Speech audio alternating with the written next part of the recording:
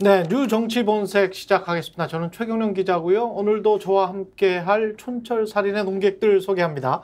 송영훈 전 MBC 기자, 김민하 시사평론가, 그리고 오늘은 신인규 변호사 나와 계십니다. 안녕하세요. 네, 안녕하세요. 안녕하십니까.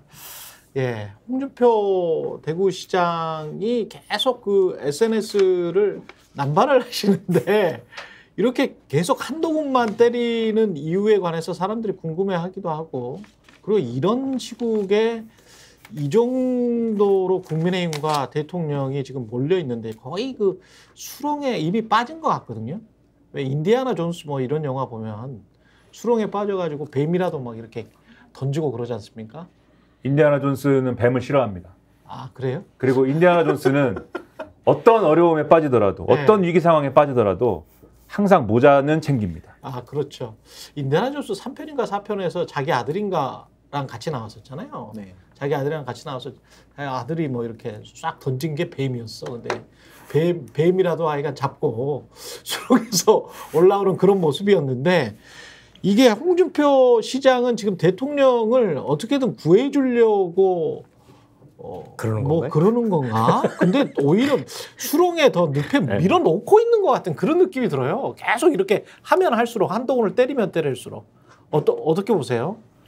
그러니까 한동훈 위원장을 때리는 것 같은데 네. 페이스북에 올린 글을 보면 네. 이래요. 뭐라고? 그 진드기처럼 윤통에게 붙어서 정치 연명하는 사람들, 그게 국민의힘이라는 거죠? 찐윤이라는 사람들은 찐드기처럼 윤의 기생. 그게 국민의힘이잖아. 이기도 하고. 자기소개 아닌가요? 아니 왜냐하면 국민의힘 의원들 제가 최강시사에서 물어보면 늘 그렇게 이야기를 했거든. 무슨 우리가 찐윤, 친윤이 어디냐. 우리 국민의힘 전체가 친윤이다. 이렇게 이야기를 했었거든요. 그러니까 이런단 말이죠. 네. 윤석열 후보에게 당이 네. 한 번 점령 당했으면 됐지. 네. 또 우리를 그렇게 못 살게 괴롭힌 어린애에게 또 점령. 그럼 둘 다잖아요. 둘 다 디스하는 거잖아요. 예? 검찰 정치로 2년 동안 혼란이 있었는데 또 검찰에 기대어 연명. 이거 누굴 디스하는 거예요, 이거는? 근데 그 말은 정말 부끄러움을 알아라. 윤석열 후보에게 당이 한 번 점령당했으면 됐지는 뭐야. 초짜 둘이서 짜고 선거 망쳐놓고 무슨 낯으로 와서 검찰 잠깐만요. 인사를 한다고 그 수사가 없어지나. 초짜 둘이서 이게 짜고. 누구야 이게? 초짜 둘이면 한 명은 누구라고 봐야 되는 거예요? 한 명은 한동훈이고. 그 초짜 두 명은 네. 한 명은 김건희인가? 초짜 두 명에 대해서는 공천관리위원장이라고 주장하고 있습니다. 아, 공천관리위원장이라고 본인은. 네. 근데 그거를 그러면 딱 이렇게 박아서 쓰지 않으면 저는 한동훈, 윤석열, 한동훈, 김건희, 한동훈 뭐 이렇게 계속 이렇게 조합이 되잖아. 여러 조합이 될 수가 있어요, 지금. 근데 이러단 말이에요. 문재인 지시로 우리를 괴멸시킨 국정농단 사건의 참상. 그거 누구예요, 이거? 본인인데? 윤석열? 네.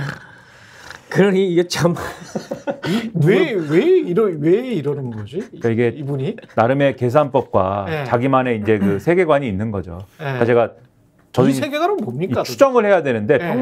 평론가식으로 이제 내피셜로 추정을 하면 이런 겁니다.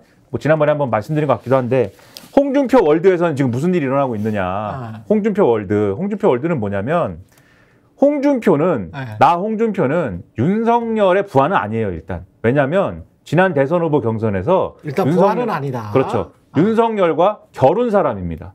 결혼 사람이다. 네. 예. 윤석열과 결혼했는데 예. 졌어요. 져서 예. 부득이하게 윤석열 대통령을 이 윗분으로 모시고 있는 겁니다. 모시고 있다. 네, 부득이하게. 아, 부하는 아닌데. 졌기 때문에. 예. 승부에서 졌기 때문에. 예. 그래서 정정당당한 승부에서 진 거예요. 예. 져서 자기가 승복을 한 겁니다. 그 승부에서. 예. 그런데 이 승부의 승자는 다음 대선 후보 경선에 안 나오잖아요. 그렇죠. 본인은 또 할 겁니다. 그렇죠. 도전할 거면 어떤 전략을 세워야 되냐면, 나는 왜 졌는가에 대한 판단을 해야 돼요. 나는 왜 졌는가. 그런데 그것에 대한 홍준표 시장의 판단은, 나름의 자기 반성 내지는 자기 평가는, 분명 나는 민심에선 그 당시에 이겼다. 민심에서 어떻게 이겼느냐.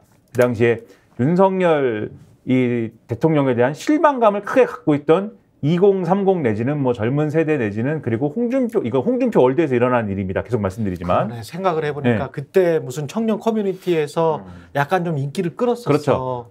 그리고 중도적인 어떤 시민들은 나를 그때 확실히 지지했다.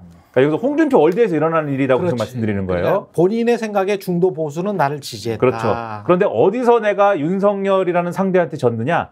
당심에서 졌다. 그렇게 생각할 수 있겠다. 당 조직에서 나를 밀지 않았다. 그렇게 생각할 수 있겠어. 그러면 이제 나는 그 부분을 보완해야 할 것인데 근데 핵심적으로 내가 상대해야 되는 어떤 대상은 한동훈 전 비대위원장이지 않습니까? 근데 지금 이 보수라는 요 큰 운동장이 어떻게 구성되어 있느냐를 생각을 해보면 당의 큰 어떤 축 하나는 이미 한동훈 전 위원장 쪽으로 기울어져 있어요. 근데 한동훈 대 윤석열 구도가 어쨌든 당내에도 형성돼 있는 거지 않습니까? 그렇죠. 지역으로 따지면은 굳이 지역으로 따지면 뭐 영남대 수도권 정도가 될 것이고 이념으로 따지면은 중도 대 완전 이제 우측으로 기울어진 보수가 될 것이고 꼭 그런 건 아닌데. 그렇지. 대충 나누면 그런 건데. 본인들의 세계관 속에서 본인들의 내피셜로는 그렇게 나눌 수가 있겠네. 그렇죠. 충분히. 그렇다면 홍준표 입장에서는 이미 한동훈 쪽으로 기울어진 당심을 뺏어오는 건 어렵고. 지금 내가 가져가야 될 포션은 내가 가져가야 될 것은 윤심으로 쏠리는 요 당심을 내가 가져가야 된다. 여기 깃발 꽂는 것이다. 이런 정도의 계산으로 뭔가 나의 위치를 윤석열 대통령의 완전한 부하는 아니야라는 걸 전제하면서도 윤석열 대통령이 아직까지는 우호적인 당심을 나의 우호적인 쪽으로 갖고 가려는 이런 정도의 그림을 그리면서 움직이는 측면이 하나가 있다. 이렇게 보이고 그다음에 현실적인 문제가 또 있어요. 이것도 엊그제 말씀드린 것 같은데 당심에 도전하는 인사들은 경향적으로 지금 윤석열 대통령하고는 거리를 둘 수밖에 없는 조건입니다만은 지자체장을 하고 있는 인사들은 윤석열 대통령하고 완전히 거리를 두거나 하기가 어렵습니다. 그렇지, 조건적으로. 지금 홍준표 시장은 대구시장이잖아요. 오세훈 시장 서울시장이지 않습니까? 최근의 상황은 그것까지 고려해서 보면 아마 설명이 어느 정도 되지 않을까 싶습니다. 그러네. 근데 제가 그 소위 말해서 형사 전문 변호사로 활동을 하고 있는데 이 정치권에서는 제가 누가 뭐래도 좀 짭짤하겠습니다. 네, 제가 괜찮겠습니다. 아니 근데 누가 뭐래도 제가 그 홍준표 전문입니다. 야, 홍준표 전문이에요. 네, 아마 이 중에서 정치권에서는 홍준표 전문. 홍 시장 전문인데 이 중에서 아마 홍 시장님한테 페이스북 차단당한 사람이 저밖에 없을 겁니다.